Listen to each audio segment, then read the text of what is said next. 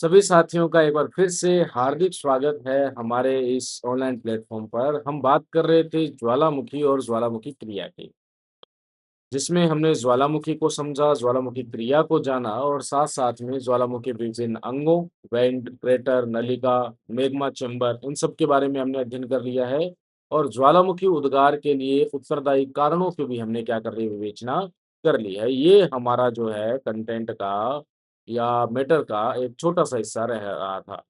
Next हम बात करेंगे ज्वालामुखी के उद्गार के आधार पर और ज्वालामुखी के उद्गार के अवधि के आधार पर ज्वालामुखी के प्रकारों को हम पढ़ने जा रहे हैं, ठीक है? आपको दिख रहा है कि यहाँ हमने 2 क्लासिफ़ाई किए हैं, 2 क्लासिफ़िकेशन किए हैं, जिसमें एक है ज्वालामुखी क्रिया के आधार पर या उद्गार की क्रिया के आधार पर, दूसरा है ज्वालामुखी उद्गार की अवधि के आधार पर वर्गीकरण। तो पहला आप देखेंगे क्रिया के आधार पर तो एक है केंद्रीय उद्गार वाले ज्वालामुखी, यानी कि चट्टानों को तोड़कर मैग्मा बाहर आएगा और एक शंकु का निर्माण करेगा। दूसरा आप देखें वो है दरारी उद्गार वाले ज्वालामुखी, यानी कि अपसारी गति के कारण जब दरार उत्पन्न होगी, जब प्लेटें एक दूसरे से विपरीत दिशा में गमन करेंगी, उस स्थिति में यह उद्गार आपको देखने के लिए मिलेगा। तो ये हमें ध्यान में रखने वाली बात है, ध्यान में रखना है इस बात को कि 2 प्रकार के क्रिया के आधार पर उद्गार देखेंगे, एक तो केंद्रीय उद्गार और दूसरा दरारी उद्गार। बात यहाँ ये भी शुरू होती है कि इससे प्रश्न कैसे बन सकते हैं, तो यहाँ इतने से भी हम बात करें तो आपसे कहेगा ज्वालामुखी के उद्गार की क्रिया के आधार पर ज्वालामुखी का वर्गीकरण करें, तो हम बताएँगे 2 प्रकार का वर्गीकरण है या डायरेक्ट कह दें कि दरारी उद्गार और केंद्रीय उद्गार में अंतर को स्पष्ट कीजिए, तो कोई 5 पॉइंट अपने को याद होने चाहिए, है ना? इसी तरह से आपसे कह दें कि दरारी उद्गार को समझाते हुए विभिन्न प्रकारों को उल्लेखित कीजिए। तो ये जो केंद्रीय उद्गार है या दरारी उद्गार है, तो दरारी उद्गार में विभिन्न प्रकार क्या है? आइसलैंडिक उद्गार है और केंद्रीय उद्गार में क्या है? हवाईयन तुल्यन, स्ट्रोम्बोली तुल्य, वल्केनियन तुल्य, पीलियन तुल्य और विषुवियस तुल्य ज्वालामुखी उद्गार इसमें शामिल करते हैं। दूसरा क्वेश्चन आपसे कहे कि उद्गार की अवधि के आधार पर राजस्थान भी पढ़ाते हैं तो वो हो रहा है। विश्व की ज्वालामुखी को कितने भागों में बाँटा गया है? तो हम कहेंगे 3 भागों में, एक्टिव, डोरमेंट और आप कहेंगे एक्सटिंक्ट ज्वालामुखी। अब इन तीनों की परिभाषा है, कुछ उनके उदाहरण हैं, क्योंकि लिखने हैं तो आपको उदाहरण भी डालने पड़ेंगे।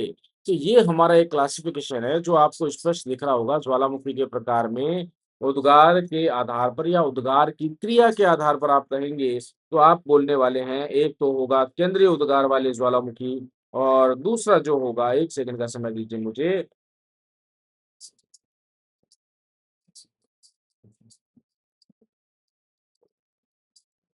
दूसरा जो होगा, वह कौन-सा रहने वाला है आपको स्पष्ट दिख रहा होगा, वो है दरारी उद्गार वाले ज्वालामुखी। क्लियर है? अब इस केंद्रीय को हमने सब क्लासिफाई किया और दरारे को भी आगे एक छोटा-सा भाग उसका देखा है। इसी तरह उद्गार की अवधि के आधार पर सक्रिय है, सुषुप्त है, प्रषुप्त है या शांत, विलुप्त और मृत ज्वालामुखी है। अब देखते हैं सबसे पहले केंद्रीय उद्गार और दरारी उद्गार में जो डिफरेंस है, जो अंतर है, उसकी बात करेंगे। एक छोटा-सा क्वेश्चन बनता है कि दरारी उद्गार को समझा दें, तो आप समझा देंगे। आपसे कह दें केंद्रीय उद्गार को समझा दें, तो आप इस परिभाषा के माध्यम से केंद्रीय उद्गार को समझा देंगे। आपसे कहते हैं दोनों की तुलनात्मक विवेचना कीजिए, तो तुलना करनी है, आपने सारणी बनाई, अंतर स्पष्ट करने हैं, तो अंतर स्पष्ट करेंगे हम।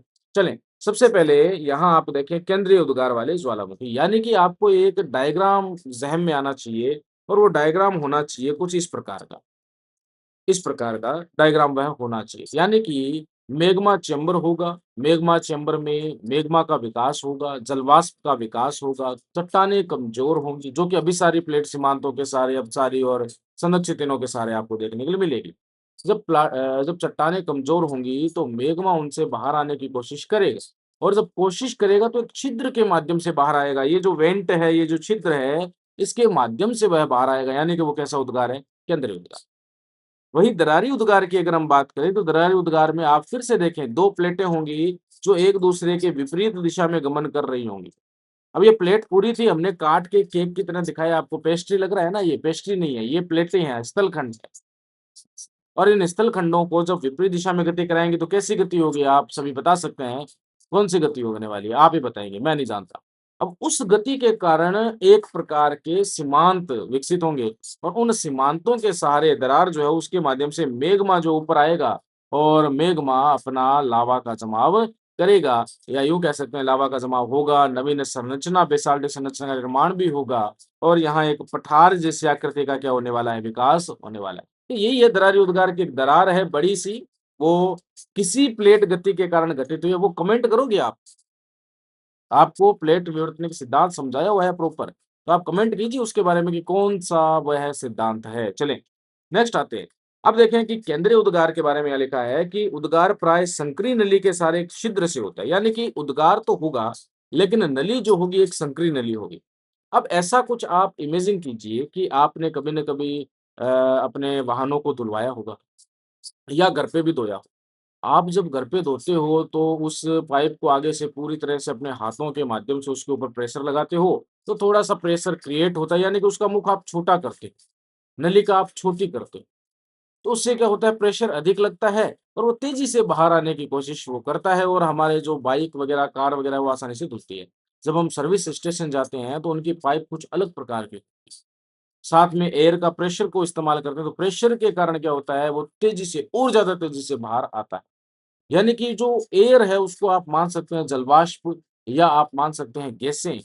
तो भूपटल के अंदर एक पतली-सी पाइप, एक पतली-सी दरार, अब उसके सहारे मैग्मा को बाहर आना है और जलवाष्प भी है, तो वो बहुत हेवी प्रेशर से बाहर आएगा। यही चीज़ हमें दैनिक जीवन में डालकर समझेंगे तो अपने को समझ में आ जाएगा। इसमें लावा भयंकर गर्जन और तीव्रता के साथ निकलता है जो कि स्पष्ट है, आपको पता है कि बहुत ही भयंकर गर्जन के साथ ये निकलेगा। यह जो है भयंकर गर्जन के साथ निकलेगा, अब गर्जन हो रही है, गड़गड़ाहट हो रही है यानी कि वाइब्रेशन होंगी और जब वाइब्रेशन होगा तो कंपन होंगे और कंपन होगा तो भूकंप आएँगे, भूकंप होंगे तो विनाशकारी क्रिया भी घटित होगी। तो यहाँ लिखा हुआ है कि विनाशात्मक प्लेट अत्यधिक विनाशकारी एवं भयंकर भूकंप उत्पन्न करने वाले होंगे। विनाशात्मक प्लेट सीमांतों के सहारे इनकी उत्पत्ति होगी, मुख्यतः अभिसारी गति के सहारे उत्पत्ति होगी और ज्वालामुखी पर्वतों का क्या होने वाला है इस क्रिया के दौरान निर्माण होने वाला है। ये है केंद्रीय उद्गार की परिभाषा और उसकी विशेषता। फिर आते हैं दरारी के ऊपर। अब दरारी की बात करें तो माध्यम से लावा धरातल पर आने की कोशिश करेगा, यानी कि धरातल पर आएगा, ठीक है? अब दरारी उद्गार होगा तो कोई दरार पड़ेगी, बड़ी-सी दरार, वो कहाँ पड़ेगी दरार? तो वो पड़ेगी रचनात्मक प्लेट सीमांतों के सहारे दरार पड़ेगी, यानी कि अपसारी गति होगी। उस अपसारी गति के कारण दरार होगी, दरार के माध्यम से मेग्मा ऊपर उद्वेलित होगा और उससे दरारी उद्गार की क्रिया घटित होगी। बिना विस्फोट के साथ शांतिपूर्ण बाहर आता रहेगा, कोई विस्फोट नहीं करेगा। क्लियर होगी बात? जैसे फिर से मैं आपको अपने डेली के जो एग्ज़ाम्पल है उसकी ओर लेके चलता हूँ। आपने कभी न कभी गलियों में कुछ पानी के बुलबुले उठते हुए देखे होंगे। वो कब होता है जब हमारी पाइपलाइन में लीकेज होता है, यही तो है अपने पास। जब लीकेज होता है तो कितना शांति से वो पानी बाहर आता है, आराम से, क्यों? दरार पड़ी। तो ऐसा ही यहाँ है कि एक दरार है और नीचे पूरा मैग्मा चैम्बर है, दरार मिलेगी, वो शांति से बाहर आने की कोशिश करेगा, उसको हम कहेंगे दरारी उद्गार। लावा प्राय कैसा होगा? पतला होता है और ज्वालामुखी पठारों का इससे क्या होगा मुख्यतः विकास होगा। ये हो गई दरारी उद्गार की बातें और केंद्रीय उद्गार की। ये अंतर भी हो गया कि एक में लावा गाढ़ा है, दूसरे में लावा पतला है। एक अभिसारी सीमांतों के सहारे है, दूसरा अपसारी सीमांतों के सहारे है। एक छिद्र से लावा बाहर आ रहा है, एक में दरार के माध्यम से लावा बाहर आ रहा है। एक अत्यंत विनाशकारी एक गर्जन के साथ आएगा और एक क्या है शांतिपूर्ण रूप से बाहर आएगा। और एक छोटा-सा डायग्राम जब हम बना देंगे इस प्रकार का, आपको करना क्या है, एक शंकु तो बनाना है। यूँ इस प्रकार से आप क्या है एक शंकु बना देंगे, यहाँ पर लिख देंगे मैग्मा चैम्बर और उस मैग्मा चैम्बर से हम ज्वालामुखी उद्वेलन भी यहाँ पर शो करेंगे, दिखाएँगे। तो ये हो गया केंद्रीय उद्गार छिद्र, यहाँ लिख देंगे आप, छिद्र के माध्यम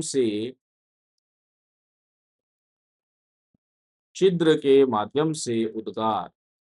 यानी कि कैसा उद्गार है यह? यह केंद्रीय उद्गार है, सेंट्रल इरप्शन है। इसी तरह यहाँ हम क्या कहेंगे? दरार के माध्यम से उद्गार, दरार विभेदन के माध्यम से उद्गार, इसलिए इसको कहेंगे दरारी उद्गार। केंद्रीय उद्गार के अब आगे पढ़ेंगे। अब हम केंद्रीय उद्गार की ही विवेचना कर रहे हैं। यहाँ एक क्वेश्चन आप थोड़ा-सा नोट कीजिए कि केंद्रीय उद्गार को समझाते हुए समझाना है पहले, यानी कि उसकी परिभाषा, उसकी डेफिनेशन, उसकी छोटी-छोटी विशेषताएँ आपको बतानी है। इसके विभिन्न प्रकारों की विवेचना कीजिए। तो विभिन्न प्रकार यानी कि आपको हवाईयन तुल्य, स्ट्रोम्बोली तुल्य, वल्केनियन, पीलियन और विषुवियस तुल्य ज्वालामुखी का वर्गीकरण समझाना है। इनकी तीव्रता के बारे में भी जानना है। यदि आप यूपीएससी की तैयारी कर रहे हैं, तो यहाँ आप देखेंगे कि प्री में क्वेश्चन क्या बनता है। तो प्री में क्वेश्चन बनेगा कि निम्नलिखित ज्वालामुखी उद्गारों को उनकी तीव्रता के आधार पर आरोही और अवरोही क्रम में व्यवस्थित कीजिए। तो आरोही-अवरोही क्रम में व्यवस्थित करना हो तो आप देखेंगे सबसे कम उद्गार जो शांत उद्गार या जिससे केवल राख निकलती है, गैसें निकलती है लेकिन तरल पदार्थ नहीं निकलता वह है हवाईयन तुल्य उद्गार या हवाईयन। इसके बाद है स्ट्रोम्बोलियन उद्गार जिसमें थोड़ी गैसें जो है निरंतर रुक-रुक कर निरंतर निकलते रहेगी। रुक-रुक निरंतर का आशय ये होगा कि भई अभी निकली 5 मिनट रुक गई, फिर निकल गई, फिर 2 मिनट रुक गई, फिर निकल गई, फिर 2 मिनट रुक गई, ऐसे जो है निकलती रहेगी। वल्केनियन उद्गार गोभी के आकार का फूल बनेगा, थोड़ा-सा तीव्रता इसमें आएगी। पिलियन उससे भी तीव्र होगा और विषुवीय सर्वाधिक तीव्र उद्गार वाले ज्वालामुखी कहलाएगी। और एक विस्तृत गोभी का आकार बनेगा। इसमें आपको ग्लोइंग क्लाउड देखने पिलियन तुल्य में आपको ग्लोइंग क्लाउड देखने के लिए मिलेगा। ऐसा लगेगा जैसे बादल जलता हुआ बादल दिख रहा हो। तो ये सभी की अपनी-अपनी विशेषताएँ हैं इन ज्वालामुखियों की। इन्हीं विशेषताओं को हमें पढ़ना है क्योंकि अब जो क्वेश्चन है आरएस और यूपीएससी दोनों की हम बात कर रहे हैं। तो यूपीएससी में क्वेश्चन जो है उसका सिनेरियो है 10 नंबर और 15 नंबर यानी 150 और 250 ये सिनेरियो है। आरएस में क्या है कि 5 नंबर और 10 नंबर का सिनेरियो है जिसमें आप 50 टू 75 क्वेश्चन जो वर्ड है वो ले लेंगे। एक 150 वर्ड का वो हो जाएगा 100 टू 150। अब इस चीज़ में आप सोचें कि भई हमें 5 नंबर के क्वेश्चन के लिए लिखना हो, तो आपको सिर्फ़ कह दें हवाईयन तुल्य ही समझा दो, तो एक छोटा-सा डायग्राम आ जाएगा प्यारा-सा, जिसमें आपको उद्गार नहीं दिखाना, आपको राखें उड़ती हुई दिखा सकते हो, धूलकण दिखा सकते हो। तो ये चीज़ हमें आगे पढ़नी है, ध्यान रखना है। तो प्रश्न क्या बोला अपन ने कि केंद्रीय उद्गार को समझाते हुए, तो समझा दिया ऊपर केंद्रीय उद्गार को। इसके विभिन्न प्रकारों की विवेचना कीजिए। अब ये प्रकार बने कैसे? पहले तो कारण बताओ, कारण क्या है? तो आप कहेंगे उद्गार की अवधि के अनुसार और निश्चित पदार्थों की मात्रा के अनुसार। उद्गार की अवधि के अनुसार और निश्चित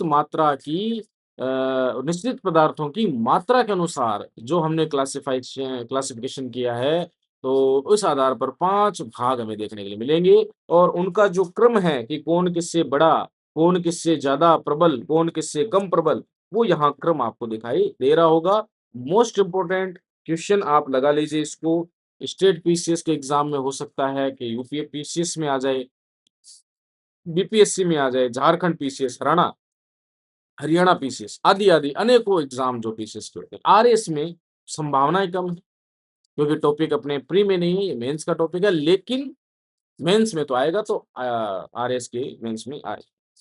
नेक्स्ट है हवाईयन उद्गार। सबसे पहले हवाईयन उद्गार को समझें। तो इसमें ये कह रहे हैं या इस उद्गार का अभिप्राय सिर्फ इतना ध्यान रखेंगे कि इसमें लावा नहीं निकलेगा, बिल्कुल। कभी-कभी फुहार के रूप में निकलेगा, प्रॉपर जो लावा होता है वो नहीं निकलेगा। चलिए, उद्गार शांत ढंग से का विस्फोट बहुत कम होता है, बहुत ही निम्न विस्फोट होगा, कोई अपने को ज़्यादा फ़ील नहीं होगा, क्योंकि लावा पतला और गैस की तीव्रता क्या होगी, कम होगी। अब यहाँ देखें आपको एक कथन करण वाला क्वेश्चन भी दिखेगा, प्री के अकॉर्डिंग अगर हम बात करें यूपीएससी प्री के अकॉर्डिंग तो कथन करण वाला प्रश्न है यहाँ पर कि हवाईयन तुल्य उद्गार में बहुत ही शांत उद्गार होता है। कारण क्या है? गैसों की तीव्रता कम होती है और लावा पतला होता है। कारण ओके। कभी-कभी इम्पोर्टेंट है ये बात, कभी-कभी गैसों के साथ लावा के लाल पिंड फव्वारे की तरह ऊपर उठते हैं। फव्वारा आप सभी जानते हैं, स्प्रिंकलर जानते हैं। जब हवा तेज रहती है तो ये लावा के अंश हवा जब तेज होगी तो ये लावा के अंश खींचकर लंबे चमकीले धागे की तरह हो जाते हैं जिन्हें हवाई द्वीप के लोग अग्नि देवी पेले की केश राशि कहते हैं। आपसे आरएस में क्वेश्चन डायरेक्ट पूछेगा अग्नि देवी पेले की केश राशि से आप क्या समझते हैं? तब आपको लिखना पड़ेगा। अब डायरेक्ट तो पूछेगा नहीं, डायरेक्ट तो ज़माना गया पूछने वाला। आपको याद होनी चाहिए शब्दावली कि अग्नि राशि पेले की ज्वालामुखी केश राशि क्या है? तो हम कहेंगे कि जो हवाईयन तुल्य ज्वालामुखी है, उसमें कभी-कभी, डेली नहीं, कभी-कभी लावा जो है ऊपर उठता है फुव्वारे की तरह। और यदि हवा तेज हो तो वो खिंच जाता है लावा और लगता है जैसे केश लहरा रहे हो। ध्यान रखेंगे। तो ये आपको एक छोटा-सा डायग्राम बनाना है। आप डायरेक्ट बना सकते हो कि आपने एक ज्वालामुखी उद्गार दिखाया, लेकिन उससे केवल और केवल क्या दिखानी है आपको? गैसें और धूलकण दिखा देने हैं। गैसें और धूलकण। लावा नहीं दिखाना है, लिख लेना लावा का उद्गार नहीं। नहीं लिख दोगे तो उसको समझ आ जाएगा। बाकी तो शंकु है सारे ही। सारे ही केंद्रीय उद्गार है, सारे ही शंकु है, कैसे समझ आएगा? तो एक स्पेसिफिक उसके डायग्राम में आपको लिखना पड़ेगा। नेक्स्ट अपने पास है, यहाँ मेजर ज्वालामुखी लास्ट में देखेंगे। नेक्स्ट है स्ट्रोम्बोली तुल्य ज्वालामुखी, ठीक है? स्ट्रोम्बोली तुल्य ज्वालामुखी की अगर हम बात करें, तो आप सभी को पता है कि ऐसा उद्गार स्ट्रोम्बोली इटली जो है, उसके द्वीप है लेपारी द्वीप, उसमें हुआ है स्ट्रोम्बोली उद्गार, ठीक है? सिसिली का लेपारी, लेपारी में स्ट्रोम्बोली। और हमें ये पता है कि उसको हम प्रकाश स्तंभ कहते हैं, विश्व के सक्रिय ज्वालामुखी में से एक है स्ट्रोम्बोली ज्वालामुखी। अगर हम स्ट्रोम्बोली तुल्य कह रहे हैं, यानी कि पहले ही पहले इसका उद्गार या ऐसा उद्गार जो जिसको हमने नोट किया वो कौन-सा था? स्ट्रोम्बोली था। उसी के नाम पे इसका पूरे का नाम पड़ गया। चलें, इस प्रकार के ज्वालामुखी में लावा कम पतला होता है, विस्फोट मामूली होता है एवं गैसें लगातार या रुक-रुक कर निकलती है। क्लियर है? तो एक यहाँ आपको दिख रहा होगा डायग्राम, जिसमें एक उद्गार हो रहा है तो गैसें भी निकल रही है, लावा निकल रहा है, लेकिन मामूली उद्गार है, तो ज़्यादा कोई गड़गड़ाहट, गर्जन कुछ नहीं होगा। बहुत ही ज़्यादा प्रबल अ, आप कहें कि विस्फोट हो, ऐसा भी नहीं होगा। लावा एसिड की मात्रा कम होती है, फिर भी यह लावा कम पतला होगा, किसकी तुलना में? हवाईयन की, यानी कि थोड़ा-सा गाढ़ा होगा। किसकी तुलना में? हवाईयन की तुलना में। इस लाइन को आप दोनों तरह से देख सकते हैं कि भई अगर अधिक पतला एवं हल्का नहीं होता, यानी कि उसकी तुलना में क्या होगा? थोड़ा-सा गाढ़ा और चिपचिपा होगा। इस प्रकार का उद्गार भूमध्य सागर में सिसिली द्वीप के उत्तर में स्थित लेपारी द्वीप के स्ट्रोम्बोली ज्वालामुखी में पाया जाता है और इसी के आधार पर समस्त इस प्रकार के ज्वालामुखी को हम कहते हैं स्ट्रोम्बोली तुल्य ज्वालामुखी, यानी कि हवाईयन हो गई है। दूसरा स्ट्रोम्बोली तुल्य हो गई है। आपके सामने एक डायग्राम है, मैंने आपको यही बताया है कि आप उसकी विशेषता उस डायग्राम में आपको लिखनी पड़ेगी, अन्यथा वो नहीं समझ पाएँगे कि ये किसका डायग्राम है। या तो आप नीचे जैसे इसमें लिखा है स्ट्रोम्बोलियन इरप्शन, इरप्शन जो आप लिख सकते हैं, ऐसा भी हो सकता है या आप कहेंगे लघु विस्फोट के साथ पतला लावा का मिश्रित होना, हो जाएगा, सैटिस्फाई हो जाएगा। तीसरा जो है वो है वल्केनियन तुल्य ज्वालामुखी। ये भी इम्पोर्टेंट में हम शामिल करते हैं वल्केनियन तुल्य ज्वालामुखी, इसके बारे में हम पढ़ते हैं, देखिए। तो इसकी भी खोज कहाँ हुई है या इसके नामकरण कैसे हुआ है? तो इटली में सिसिली के वहीं उसी एरिया में आपको मिलेगा वेसुवियस वल्केनिक ज्वालामुखी। तो उसके आधार पर सभी ऐसे जो उद्गार दर्शाते हैं उसको वल्केनियन तुल्य ज्वालामुखी कहा गया। इस प्रकार के ज्वालामुखी में ज्वालामुखी पदार्थ भयंकर विस्फोट एवं अधिक तीव्रता के साथ बाहर निकलते हैं, ये ध्यान रखना। अब तक तो शांति से काम चल रहा था, लेकिन यहाँ अब क्या हो रहा है? भयंकर विस्फोट होगा। ज्वालामुखी विस्फोट के पश्चात राख धूल से भरी गैसें विशाल काले बादलों में रूप में काफी ऊंचाई तक चली जाती है और फूल गोभी के रूप में दिखाई पड़ती है, यानी कि जो बादल बनेगा वो फूल गोभी के आकार का बादल आपको दिखाई देगा। इसका नामकरण लिपारी द्वीप समूह स्थित वेल्केनो नामक ज्वालामुखी के उद्गार आधार पर किया गया है।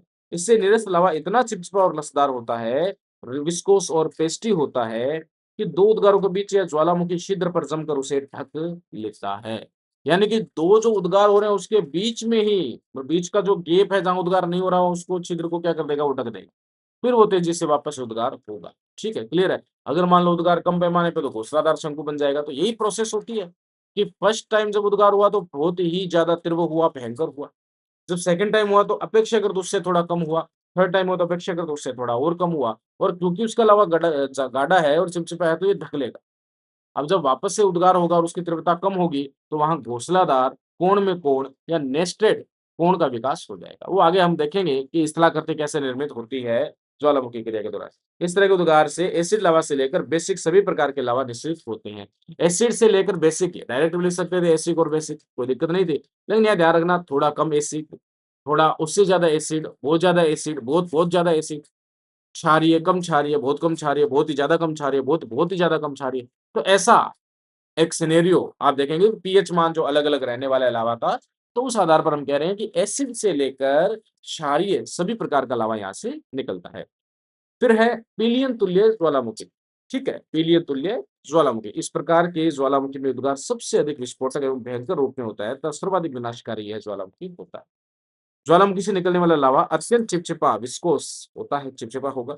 इस प्रकार के ज्वालामुखी से निकलने वाला लावा विखंडित पदार्थ आदि ढाल के सहारे एवालांच की तरह प्रवाहित होते हैं। एवालांच मतलब कि वो एकदम अचानक से ज्वालामुखी की राख वगैरह सब कुछ निकल रहा है।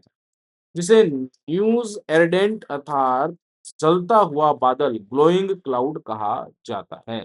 ये आप देखें कि बहुत ही तेजी से जो इरप्शन है वो हो रहा है और जलता हुआ बादल यानी कि ग्लोइंग अब ये बादल यहाँ तक जल रहा है। इसको हम ग्लोइंग बादल की संज्ञा देंगे। 1902 में मार्टिनिक द्वीप पश्चिमी द्वीप समूह में सेली नामक ज्वालामुखी के नाम पर इसका नाम क्या पड़ा है? पीलियन तुल्य ज्वालामुखी पड़ा है। तीसरा चौथा हमने पढ़ लिया। अंतिम पढ़ेंगे विषुवियस तुल्य ज्वालामुखी, विषुवियस टाइप ऑफ वोल्केनोस की बात करेंगे। यहाँ पे आप देखेंगे फूल गोभी के आकार का ही एक शंकु बन रहा है, एक बादल बन रहा है, लेकिन ये जो बादल है ये काफ़ी ऊँचाई पर है, यानी कि विस्फोट अत्यधिक तीव्रता के साथ हुआ है। ज्वालामुखी में गैसों की तीव्रता के कारण लावा भयानक विस्फोट के साथ तीव्र आवेग से निकलता है। बहुत ही ज़्यादा तीव्र आवेग होगा। ज्वालामुखी बादल का आकार फूलगोभी के समान होता है। जब विस्फोटित पदार्थ काफ़ी ऊँचाई तक पहुँच जाते हैं, तो गैस एवं वाष्प से निर्मित ज्वालामुखी बादल गोलाकार हो जाएगा। यानी कि गोभी होगा, लेकिन बहुत ही ज़्यादा ऊँचाई पर तो गोलाकार हो जाएगा। उद्गार की विश्वविश में हुआ था, जिसे सर्वप्रथम प्लिनी ने रिकॉर्ड किया था। इसे प्लीनियन तुल्य ज्वालामुखी भी कहते हैं। इम्पोर्टेंट लगा लेना इस बात को कि आपको प्लीनियन तुल्य ज्वालामुखी पूछा जाएगा, आपसे विश्वविश नहीं पूछा जाएगा। कारण आपको पता है कि विषुवत सभी याद करके बैठे हैं, कुछ लोग ट्रिक बना के बैठे हैं। मैं कभी भी ट्रिक का साथ नहीं देता, लेकिन फिर भी आपकी इच्छा हो, आपके अनुसार आप अपनी ट्रिक्स बनाइए, दूसरे की ट्रिक्स का इस्तेमाल मत कीजिए, दूसरे वाली भूल जाओगे, अपने वाली याद आएगी। चलिए, तो ये हो गए 5 प्रकार ज्वालामुखी के हमने किए हैं, जिसमें अब वापस से आप इस डायग्राम को देखें तो आपको समझ आ जाएगा। ये जो है ये आइसलैंडिक इरप्शन है, जो कि हम शामिल करते हैं किसके मध्य? दरारी उद्गार में, तो आगे आ जाएगा। नेक्स्ट इसके बाद हमने पढ़ा हवाईयन इरप्शन जिसमें किसी भी प्रकार का लावा नहीं निकलता, गैसें निकलेंगी, कण मिट्टी निकलेंगी।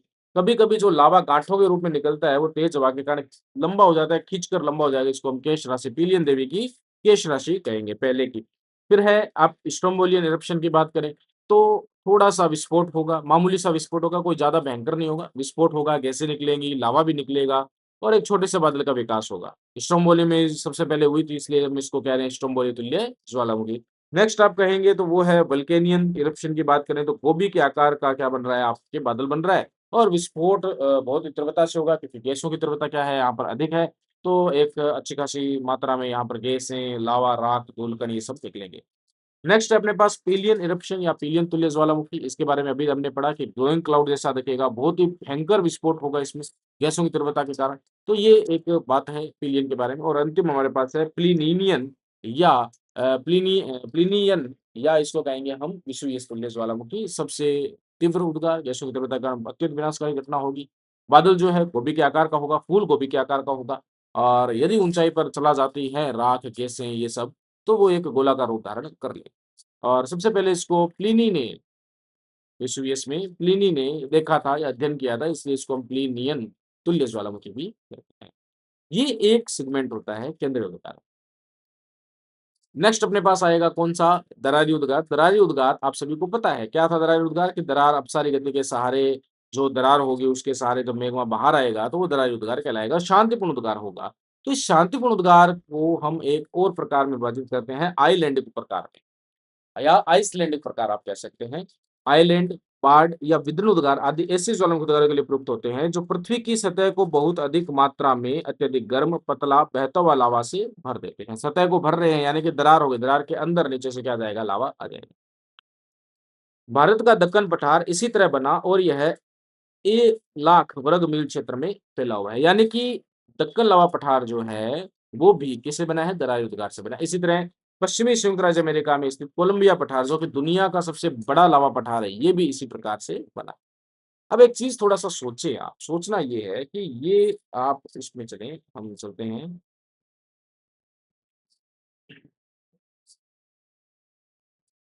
यहाँ देखेंगे, तो आप सभी को पता है कि ये हमारा था स्थलमंडल। ये हमारा क्या था? स्थलमंडल था। हमने पहले भी इसके बारे में ज़िक्र किया है पहली क्लास में।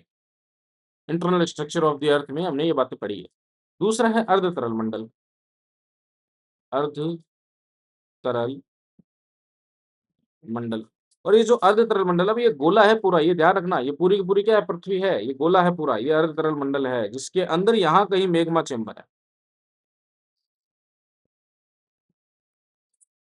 ये हमारे पास क्या है, मैग्मा चेंबर है, जिसको अपने थोड़ा-सा कलर से भर देते हैं तो समझ में आ जाएगा। अब क्या होगा कि ये जो प्लेटें हैं, ये प्लेट P1, P2, P3, ये इधर P4 है। ये क्या करेगी, गति करती रहेंगी, कैसे भी गति करें, अभी सारी गति करें, अब सारी गति करें, लेकिन जो मैग्मा चेंबर है वो यही है, वो स्थिर है, वो कहीं नहीं जाएगा। अब जैसे मानते हैं कि दक्कन पठार की उत्पत्ति आपसे पूछ ले, तो जो भारतीय प्लेट है, वो जब अफ्रीका से जुड़ी हुई थी, उस समय कोई हलचल हुई होगी जिसके कारण एक दरार बनी, और वो दरार किसके ऊपर आ गई, एक हॉट ज़ोन के ऊपर आ गई। जैसे ही ऊपर आएगी, मैग्मा भाई साहब बाहर। ऐसे कोलंबिया पठार में हुआ है कि जैसे ही वो दरार इसके ऊपर आई और आते ही कमज़ोर भूपटल मिला और दरार से मैग्मा बाहर, तो किसका विकास होगा? पठारों का विकास होगा। तो कभी आपसे कह दे या पूछ ले, स्टेटमेंट आ जाए कि ज्वालामुखी गतियाँ करती है, ज्वालामुखी जो है वो गति करेगी, दरारी हो चाहे वो आपके केंद्रीय उद्गार हो। मैग्मा चैम्बर कभी गति नहीं करेगा, मैग्मा चैम्बर फिक्स है। मैग्मा चैम्बर अलग-अलग जगह हो सकता है तीव्रता और तापमान के आधार पर, मेल्टिंग जो आपके पदार्थ हैं उनके आधार पर। लेकिन आप ये ध्यान देंगे कि जो मैग्मा ये चैम्बर है, वो गति नहीं करेगा, वहीं जो ज्वालामुखी है वो क्या करेंगे, गति करेंगे। चलें? फिर है अवधि, उद्गार की अवधि के आधार पर ज्वालामुखी, यानी कि हमने उद्गार की क्रिया के आधार पर विकिरण था वो हमने कर लिया। अब हम कर रहे हैं अवधि के आधार पर, तो इट्स वेरीज़। आप सभी को पता है सक्रिय, एक्टिव जिसको कहेंगे, प्रक्षुब्ध डोरमेंट जिसको कहेंगे या डोरमांट जिसको कहेंगे, और तीसरा है शांत या एक्सटिंक्ट जिसको कहेंगे। सक्रिय ज्वालामुखी की बात करें, और जब भी याद रखना, आपको ये बात याद रखनी है, गाँठ बाँध लेनी है कि जब भी आप इसको लिखें, आपको कह दें कि उद्गार के आधार पर, उद्गार की अवधि के आधार पर जब भी आप लिखें, तो निश्चित रूप से आपको उदाहरण उसमें लिखने हैं। हर बुक में 2-2 4-4 उदाहरण मिलेंगे आपको। यहाँ मैं 4-5 बुकें लेकर आपको पढ़ा रहा हूँ, यानी कि 4-5 बुकों के जितने उदाहरण हैं वो आप यहाँ देखेंगे। इसके अलावा करंट में जो ज्वालामुखी आएँगे वो आप करंट में देखेंगे तो उसके बारे में सारी इन्फॉर्मेशन न्यूज़पेपर्स में होती है, मैगज़ीन्स में होती है। तो वहाँ आपको पता लग जाएगा कि वो शांत है, प्रक्षुब्ध है, क्या था वो, ठीक है? तो देखें, सबसे पहले सक्रिय ज्वालामुखी की बात करें, जिन ज्वालामुखी से लावा, गैसें, विखंडित पदार्थ सदैव निकला करते हैं, उन्हें सक्रिय ज्वालामुखी कहते हैं। वर्तमान समय में विश्व में लगभग 500 से 600 सक्रिय ज्वालामुखी। अब यहाँ ये डेटा आपको याद नहीं रखना, आप लिख सकते हो, कोई इश्यू नहीं है, क्योंकि सुरेंद्र सिंह में 500-600 लिया हुआ है। क्रॉनिकल जो बुक्स, क्रॉनिकल की जो बुक आती है, क्रॉनिकल पब्लिकेशन की जो बुक आती है, उसमें भी 500-600 लिखा हुआ है, या हुल्लर की जो बुक आती है, उसमें 500-600 लिखा है, लेकिन एआई भाई साहब कहते हैं 1200। तो थोड़ा-सा ध्यान रखना है इस चीज़ को। 500-600 सक्रिय ज्वालामुखी है, जिनमें से 75% भूमि के ऊपर के ज्वालामुखी, यानी कि आंतरिक-क्रिया की बात नहीं हो रही है, यहाँ सिर्फ ऊपर की जो बात हो रही है, जो विस्फोट हो रहा है। ऊपर के ज्वालामुखी प्रशांत महासागर के रिंग ऑफ फायर में स्थित है, यानी कि विश्व के 75% ऑफ वोल्केनोज़ कहाँ मिलेंगे आपको, रिंग ऑफ फायर में मिल जाएँगे। ये ऊपर के ज्वालामुखी है। जैसे इटली का एटना, स्ट्रोम्बोली, भूमध्य सागर का प्रकाश स्तंभ, स्ट्रोम्बोली को कहेंगे हम। तो एटना और स्ट्रोम्बोली किस प्रकार के ज्वालामुखी हैं? ये हमारे पास हैं सक्रिय प्रकार के। हवाई द्वीप का मोनोलोवा भी सक्रिय है, फिलीपींस का पिनाटुबो भी एक सक्रिय ज्वालामुखी है। विश्व का सबसे ऊंचा सक्रिय ज्वालामुखी कौन-सा है? Ojos del Salado. कई किताबों में या पुरानी जो हमारे पास डेटा है उसके अनुसार कोटोपैक्सी लिखा हुआ है। लेकिन आप इसको थोड़ा-सा चेंज करें। अभी वर्तमान में ओजोस डेल सलाडो है, जिसकी हाइट जो है 6893 मीटर, और जो हमारे कैलिफोर्निया उसकी तकरीबन 58 के आस-पास जो हाइट थी, 57, 58, 59, मतलब 6000 के अंडर-अंडर थी। तो ये उससे ऊँचा है। चिली अर्जेंटीना सीमा पर स्थित है, रोक एंडीज़ पर्वतमाला पर इसको देखेंगे आप। तो ये है हमारे पास सक्रिय ज्वालामुखी, और विश्व का सबसे ऊँचा सक्रिय ज्वालामुखी ध्यान रखना, और सबसे ज़्यादा उद्गार वाला कोटोपैक्सी है। नेक्स्ट है प्रक्षुब्ध ज्वालामुखी। यह ज्वालामुखी जिसमें लंबे समय से किसी तरह का विस्फोट नहीं हुआ, उद्गार नहीं हुआ, लेकिन इनमें कभी भी उद्गार हो सकता है, संभावनाएँ बनी रहती हैं। ऐसे ज्वालामुखी को हम क्या कहेंगे? प्रक्षुब्ध ज्वालामुखी कहेंगे। जैसे इटली का वेसुवियस, इंडोनेशिया का क्राकटोआ और अभी क्राकटोआ में उद्गार हुआ है। जापान का फ्यूजियामा जिसको माउंट फूजी भी कहेंगे हम और इथियोपिया का हेलीगुबी। इम्पोर्टेंट ये हेलीगुबी है जो 12,000 वर्षों के बाद इसमें क्या हुआ उद्गार हुआ है। अभी काफ़ी चर्चा में भी ये रहा था और उत्तरी भारत तक इसकी राख का प्रभाव हम देखने के लिए हमें मिला था। मतलब काला हो गया था आसमान और आसमान से कुछ काले पदार्थ गिरने शुरू हो गए थे। फिर है शांत, मृत और विलुप्त ज्वालामुखी की बात करें, ऐसे ज्वालामुखी जिनमें भूगर्भिक इतिहास के अनुसार बहुत लंबे समय से पुनः उद्गार नहीं हुआ है। भूगर्भिक इतिहास मतलब एज़ोइक, पैलियोज़ोइक, सिनोज़ोइक, मेसोज़ोइक और हमारा अति नूतन जो कल्प है नियोज़ोइक। तो ये भूगर्भिक कालों से जिसमें क्या नहीं हुआ है, उद्गार नहीं हुआ है, वो क्या कहलाएँगे? शांत या मृत ज्वालामुखी कहलाएँगे। हेली-गुब्बी भी एक शांत और मृत ज्वालामुखी था, लेकिन अचानक से उसमें क्या हो गया? उद्गार हो गया। भूगर्भिक इतिहास के अनुसार बहुत लंबे से उद्गार नहीं हुआ है। शांत ज्वालामुखी कहलाते हैं। म्यांमार का माउंट पोपा, अफ्रीका का तंजानिया, किलिमंजारो, ईरान का कोह सुल्तान देवबंद, भारत का नारकोंडम आइसलैंड जो है एक ज्वालामुखी है, वो प्रशंत और शांत ज्वालामुखी इसको कहेंगे। क्लियर है? तो ये है ज्वालामुखी का क्लासिफिकेशन कि एक तो उद्गार के आधार पर ज्वालामुखी का वर्गीकरण हुआ और दूसरा उद्गार की अवधि के आधार सक्रिय, प्रक्षुब्ध और शांत ज्वालामुखी।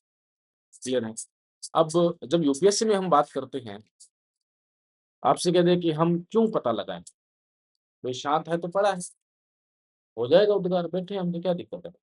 या प्रक्षुब्ध है तो होना होगा तब हो जाएगा, हम क्यों उसके बारे में स्टडीज़ कर रहे हैं? हम क्यों पढ़ रहे हैं? हम इसलिए पढ़ते हैं ताकि हमें पता हो कि कौन-सा शांत ज्वालामुखी है तो उसके आस-पास जो बसावट है, जो खेत-खलियान है उनको नुकसान नहीं होगा। इवन वो जो शांत ज्वालामुखी है वो झील का रूप ले चुके होंगे और वहाँ अब काल्डेरा झील विकसित हो चुकी होगी और काफ़ी अच्छी मात्रा में वहाँ जनसंख्या निवास हो रहा होगा या जीव-जंतु, जैव विविधता आपको दिखेगी, तो ऐसा एक हम मान के चलते हैं।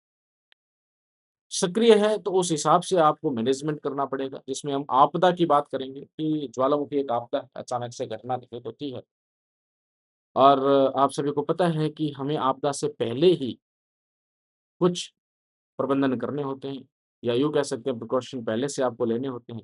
तो अगर मान लो कि हमें पता है सक्रिय ज्वालामुखी और कोई व्यक्ति विशेष ज्वालामुखी पर्वत के जस्ट पैंदे में जाकर निवास करने लगे या वहीं खेत-खलिहान लगाने लगे, तो वो एक अपने आप में एक मूर्खतापूर्ण बात होगी। क्योंकि जब प्रशासन ने डिक्लेयर किया हुआ है, हमें पता है कि सक्रिय ज्वालामुखी तो हमें वहाँ नहीं जाना चाहिए, तो ऐसे रूल्स, नियमावली बनाने के लिए ये चीज़ें चाहिए। दूसरा जो प्रक्षुब्ध ज्वालामुखी है, तो उसका एक क्राइटेरिया है, उसका हम अध्ययन करते हैं कि कितना उसमें मेग्मा बन रहा है, कब तक उद्गार हो सकता है, क्या उद्गार होगा या नहीं होगा। हालाँकि निश्चित कुछ नहीं है, फिर भी हम एक अध्ययन स्टडी कर सकते हैं, लावा का अध्ययन किया जा सकता है। इसी के साथ-साथ पृथ्वी की गहराई के बारे में हम जान सकते हैं और तो और क्योंकि वो प्रक्षुब्ध है, तो कभी भी उद्गार हो सकता है, तो आप जान सकते हैं। दूसरा ये है कि प्रक्षुब्ध ज्वालामुखी कभी भी उद्वेलन उसमें हो सकता है, तो हम उस हिसाब से आपदा प्रबंधन करेंगे, यानी कि लोगों के बचने की स्कीम वगैरह जो भी है, वो हम सेट करेंगे। ऑल ओवर बात कहें तो हमें आपदा प्रबंधन के लिए, हमें पृथ्वी की आंतरिक संरचना के लिए, मिनरल्स के लिए, सोना-चांदी के लिए या उपजाऊ मिट्टी के लिए ज्वालामुखी की आवश्यकता होती है और इस प्रकार से हम वर्गीकृत करके उस चीज़ को समझते हैं। ये हो गया ज्वालामुखी का वर्गीकरण। उम्मीद है यहाँ तक आपको कोई क्लियर, कोई डाउट कोई नहीं हुआ होगा। यदि कोई डाउट है, कोई प्रश्न है दिमाग में तो आप कमेंट बॉक्स में कमेंट कीजिए। हम आशा करते हैं कि हम आपको अगर जवाब दे पाएँ और कोशिश करेंगे पूरी-पूरी कि हम आपको रिप्लाई दे पाएँ। लेकिन जेन्युइन क्वेश्चन का यूँ नहीं है कि कुछ भी आप पूछ लें और उसका हम जवाब देने लगें। यही मैं आपको एक बात और बताना चाहूँगा कि सेकंड ग्रेड का एग्ज़ाम आज हम जब रिकॉर्ड कर रहे हैं तो ये तारीख आज की है 1 जून, ठीक है? और सेकंड ग्रेड का एग्ज़ाम अभी फर्स्ट ग्रेड के चल ही रहे हैं, कल एग्ज़ाम हुआ ही था फर्स्ट ग्रेड का जिसमें ईज़ी टू मॉडरेट ईज़ी मान लेते हैं क्वेश्चन इतना कोई टफ नहीं था, लेकिन अगर जीएस का पेपर ईज़ी है तो सब्जेक्ट में थोड़ा-सा वो टफ हो सकता है। क्वेश्चन देखे, ठीक-ठाक क्वेश्चन थे, इतने कोई ज़्यादा गहराई वाले क्वेश्चन नहीं थे, डायरेक्ट क्वेश्चन भी थे, इनडायरेक्ट क्वेश्चन भी थे, राजस्थान के फर्स्ट ग्रेड की मैं बात कर रहा हूँ। अभी सेकंड ग्रेड का एग्ज़ाम होगा और एलडीसी का भी एग्ज़ाम होगा, तो मैं आपको ये बताना चाहूँगा कि हम बहुत जल्दी मैराथन क्लास जो है राजस्थान के भूगोल के लेकर आएँगे, एलडीसी के लिए और हमारे सेकंड ग्रेड के लिए। साथ ही साथ सेकंड ग्रेड के जो इंडिया के टॉपिक हैं, वो भी हम कवर करने की कोशिश करेंगे और एलडीसी में जो इंडियन ज्योग्राफी के टॉपिक है, वो जो सेम समानता रखेंगे, उनको हम कवर करने की कोशिश करेंगे। कुछ एक टॉपिक हम नहीं करते, क्योंकि वो आर्ट एंड कल्चर में बेहतर तरीके से होते हैं, जैसे जनजातियाँ, पर्यटन स्थल वगैरह ये सब आर्ट एंड कल्चर में बेहतर तरीके से कवर होता है, तो उसको हम नहीं करेंगे, बाकी सारी चीज़ें हम कवर कर लेंगे, ठीक है? चलिए इन्फॉर्मेशन आपको दे दी है, आगे बढ़ते हैं ज्वालामुखी से निर्मित स्थलाकृतियाँ। अब स्थलाकृतियों की हमें बात करनी है। तो जो स्थलाकृतियाँ हैं, जो क्रिया है, इसको फिर से हम डिफाइन करें, या तो ज्वालामुखी बाहर आएगा, वही सतह पर हमें लावा दिखेगा, गैसें दिखेगी, लेपिलिस दिखेंगे, स्कोरिया दिखेंगे। अब मैं ये जो शब्द बोल रहा हूँ आपको याद होनी चाहिए लेपिलिस, स्कोरिया क्या है? क्लियर होगी बात? तो ये चीज़ें क्या है? दूसरा ये निकलेंगे तो कुछ चीज़ें बाहर निकलेंगी, कुछ चीज़ें बाहर नहीं निकल पाएँगी, यानी कि ज़मीन के अंदर ही वो जमने की कोशिश करेंगी। तो ये चीज़ हमें थोड़ा-सा ध्यान रखनी है, इस चीज़ के बारे में हमें पढ़ना है अभी, ठीक है? चलें पढ़ें? देखें, सबसे पहले अंतर्वेदी, इसको 2 प्रभागों में हम बाँटेंगे, जो स्थलाकृतियाँ हैं इसको 2 भाग में बाँटेंगे, अंतर्वेदी और बहिर्वेदी भू-आकृतियाँ। अंतर्वेदी का मतलब ये होगा कि पृथ्वी के अंदर बनने वाली कुछ आकृतियाँ होंगी, जो इंट्रूसिव जिसको कहेंगे, और एक्सक्लूसिव क्या होगी, जो बाहर बनेगी। तो बाहर क्या बनेगा? पठार बनेगा, पर्वत बनेगा, पर्वत में शंकु होंगे, तो विभिन्न प्रकार के हम शंकुओं का अध्ययन हम वही करेंगे, ठीक है? डोट गुंबद वगैरह वो सब आ जाएगा। जो अंतर्वेदी है वो इम्पोर्टेंट ज़्यादा है इन दिनों, क्योंकि क्वेश्चन जो है अंतर्वेदियों से पूछा जाता है। आपसे डायरेक्ट क्वेश्चन पूछ रहे ज्वालामुखी के स्थलाकृतियों को समझाइए, तो आप दोनों के एक फ्लो चार्ट, इस प्रकार का फ्लो चार्ट बनाएँगे तो उनको ये नॉलेज हो जाएगी कि हमें पता है, उसके बारे में आपसे कह दें कि हम 5 का विवरण करते हैं, 3 का करते हैं, तो इनमें से कोई 3 आप उठाइए और इसी तरह से आप विवरण उसका कर दीजिए। तो अंतर्वेदी की बात करें तो हम चलते हैं अपने बोर्ड के ऊपर, ठीक है? अपने पास बोर्ड है। तो टेंशन क्यों लेनी? सबसे पहले आप देखेंगे कि हमारे पास अर्ध तरल मंडल है, क्लियर है? इस अर्ध तरल मंडल में कहीं न कहीं एक मैग्मा चैम्बर स्थित है, और ये हमारा जो है स्थल मंडल, थोड़ा ऊपर बनाएँगे ताकि सारी स्थलाकृतियाँ बन जाए। स्थल मंडल है और ऊपर तक आप लेंगे तो ये पूरा का पूरा जो है, ये यहाँ तक ये स्थल मंडल ही है। अर्ध तरल मंडल को थोड़ा-सा हमने ब्रॉड किया, बड़ा किया, ठीक है? या स्थल मंडल को आप बड़ा कर सकते हैं, कोई इश्यू की बात नहीं है। ये लीजिए, चलिए, हो गया। अब यहाँ आपको पता है कोई दरार होगी और उस दरार के माध्यम से मैग्मा जो है, वो बाहर आने की कोशिश करेगा ही करेगा। 1 सेकंड का समय दें। ये हमारे पास मैग्मा हो गया, और ये जो मैग्मा है, ज़ूम इन कर लेते हैं अपनी, समझ आ जाएगा। ये मैग्मा बाहर आने की कोशिश करेगा। तो बाहर आने की कोशिश को भी क्या हम ज्वालामुखी में शामिल करते हैं? आप येस और नो में कमेंट कीजिए कि ज्वालामुखी क्रिया घटित हो रही है और कोशिश हो रही है कि मैग्मा बन रहा है, जलवाष्प विकसित हो रही है, लावा ऊपर आने की कोशिश कर रहा है। तो इसको भी हम ज्वालामुखी क्रिया में शामिल करते हैं क्या? तो इसमें जब लावा बाहर नहीं आ रहा, यानी कि सतह के बाहर नहीं आ रहा, तो ये कैसी क्रिया है? आंतरिक ज्वालामुखी उद्गार है, आंतरिक क्रिया, ज्वालामुखी की आंतरिक क्रिया। अब इस आंतरिक क्रिया के दौरान होगा क्या कि विभिन्न दरारें होंगी, विभिन्न कुछ वलयाकार, कुछ अपनति, अवनति, जैसे सिंक्लाइन, जियोसिंक्लाइन, ये सारी चीज़ें आपको देखनी। तो उसमें लावा का जमाव होगा। कोई परत होगी, कोई दरार होगी, उसमें लावा का जमाव होगा। तो विभिन्न आकृतियाँ बनेगी, तो उन्हीं का हमें ज़िक्र करना है। सबसे पहले आपके जो आकृति बनेगी, वो बनेगी बैथोलिक। जो बैथोलिट होता है, वो होता है गहराई में गुबंदाकार। इसको हम कहेंगे बैथोलिट। बैथोलिट क्या होगा? एक बारी हम पेन चेंज करते हैं, थोड़ा-सा अच्छा लिखा जाए। गहराई में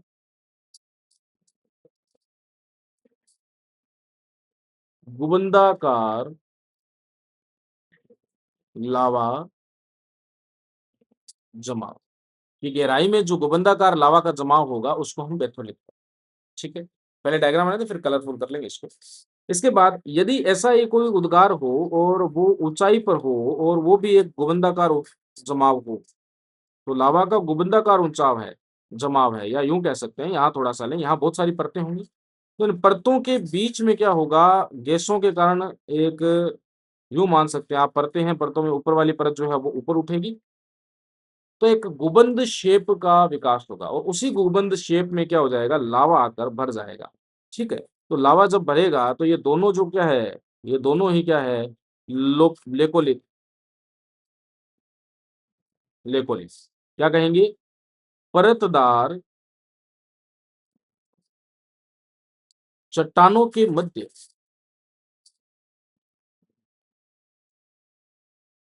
लावा का जमाव क्या कहलाएगा? लेकोलिथ कहलाएगा। यदि लावा का जमाव जो है तस्तरी नुमा शेप में हो जाए, किसमें हो जाए? तस्तरी नुमा शेप में हो जाए, तो उसको कहेंगे लोपोलिथ।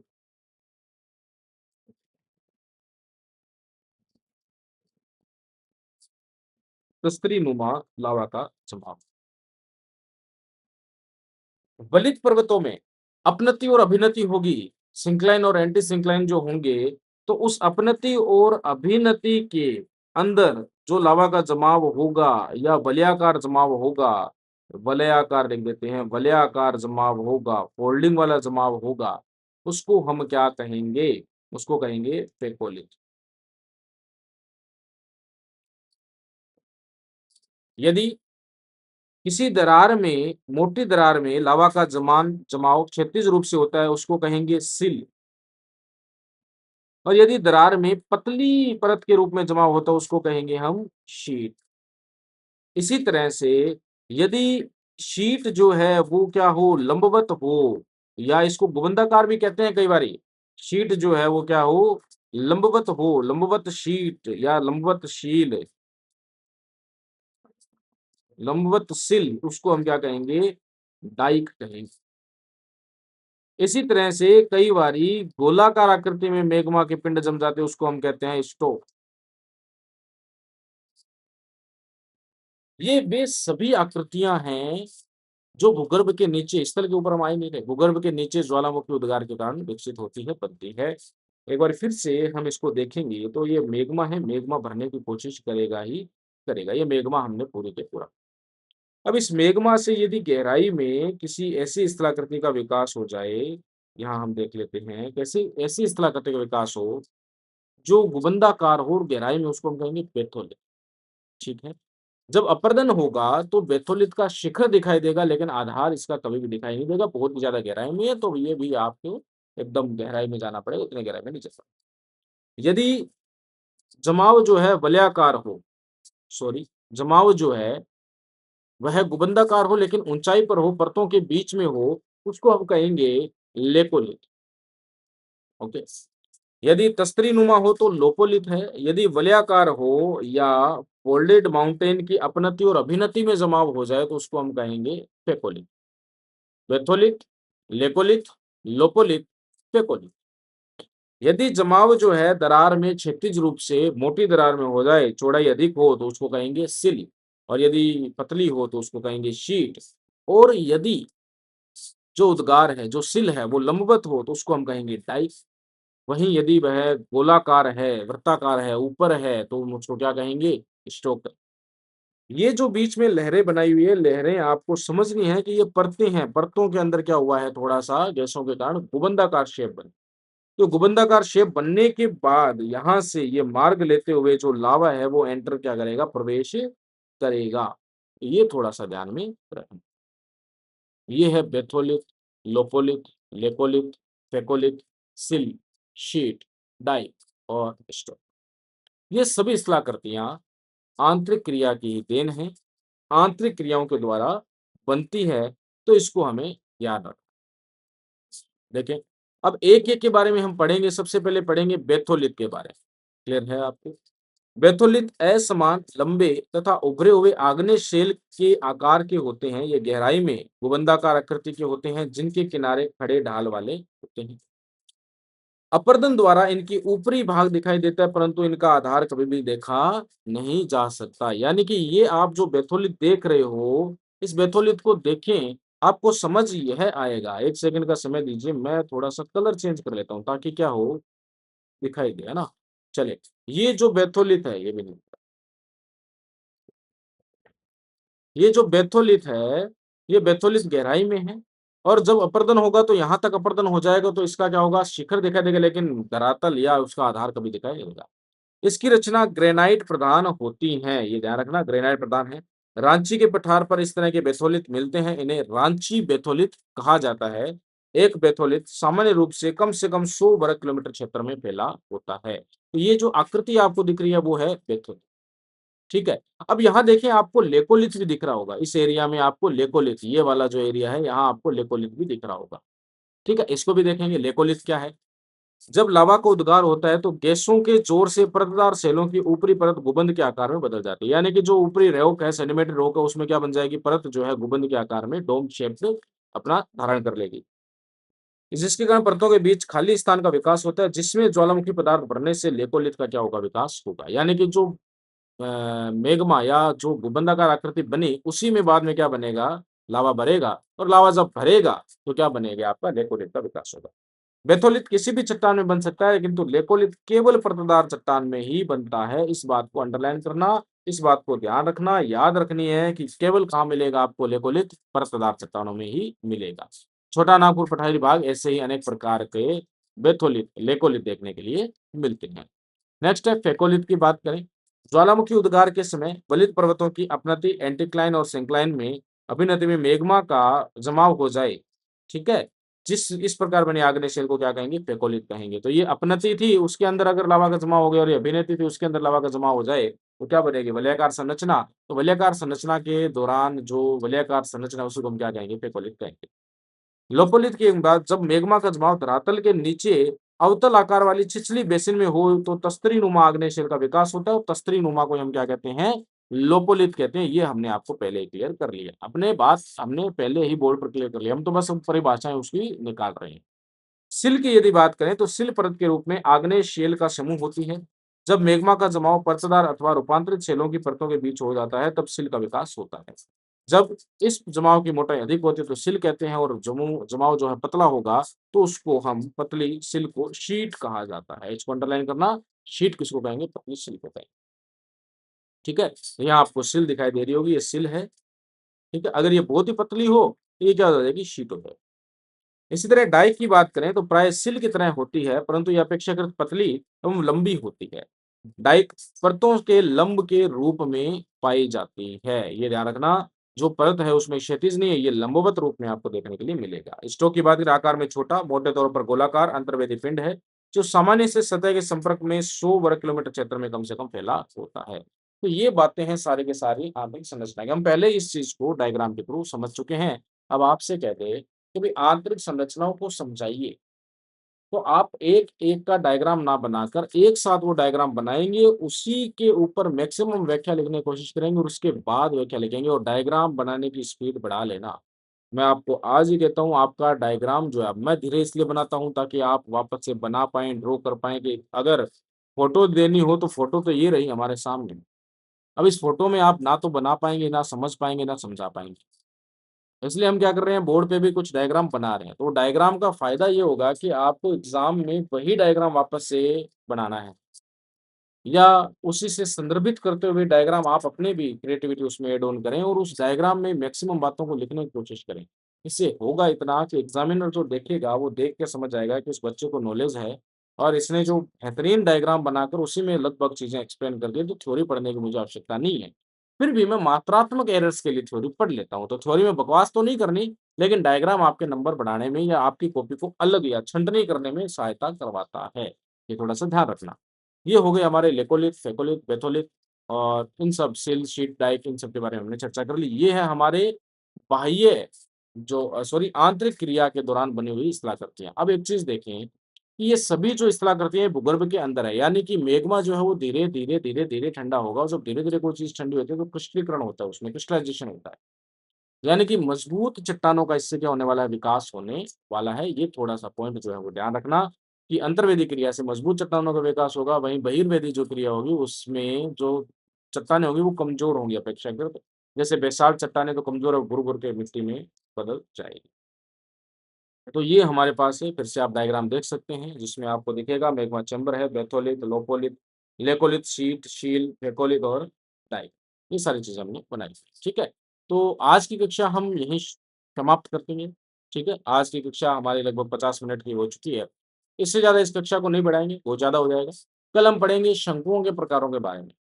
ये सिंडर शंकु है, लावा शंकु है, क्षारीय शंकु है, घोंसलादार शंकु है, नेस्टेड शंकु जिसको आप कहेंगे, परिपोषित शंकु है, इन सब के बारे में हम पढ़ेंगे, इनके निर्माण के प्रोसेस को हम छोटा-मोटा पढ़ने की कोशिश करेंगे। तो कल हो जाएगा हमारा बाह्य उद्गार के आधार पर जो ज्वालामुखी किस तरह करते हैं उसकी बात कर लेंगे। इसके अतिरिक्त होगा ज्वालामुखी का विश्व वितरण सबसे इम्पोर्टेंट, जहाँ से क्वेश्चन मैक्सिमम पूछने की संभावनाएँ रहती है। धन्यवाद, जय हिंद, जय भारत। लाइक कीजिए, शेयर कीजिए और अपने-अपने जेन्युइन कमेंट्स ज़रूर वहाँ पर लिखिए कि आपको क्लास अच्छी लगी तो अच्छा लिखिए।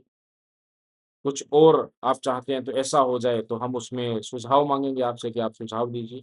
और फिर से मैं आपको बता दूँ कि अपने पास एक बहुत ही जल्दी हम लेकर आएँगे मैराथन क्लास, जो कि फर्स्ट ग्रेड के एग्ज़ाम के बाद ही होगी।